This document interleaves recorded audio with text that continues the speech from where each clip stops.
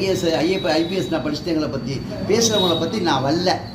எனக்குள்ள ஒரே ஆசை என்னன்னா, 1வது படிக்கிற புள்ள 2வது போகும்போது தமிழில் தப்பு இல்லாமல் தவறு இல்லாமல் ஒரு உச்சரிப்பு கோளாறு இல்லாமல் முழுமையாக படிக்கணும் அப்படிங்கிறது என்னுடைய ஆசை. அதுக்காக தான் நான் 27 வருஷங்கள் இதை வந்து நான் ஆராய்ச்சி பண்ணேன். 27 வருஷம் நான் ஆராய்ச்சி பண்ணி அதுக்கப்புறம் தான் நான் இதை கொடுத்தேன். இதை நான் கொண்டு வந்திருக்கேன்.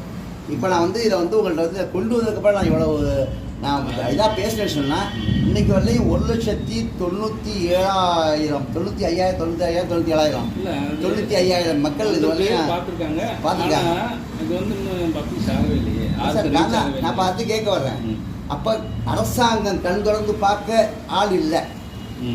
அரசாங்கம் இதை பார்க்கறதுக்காகவோ இது நல்லா இருக்குன்னு சொல்றதுக்காகவோ அந்த ஆளுகள் யாருமே இல்லை.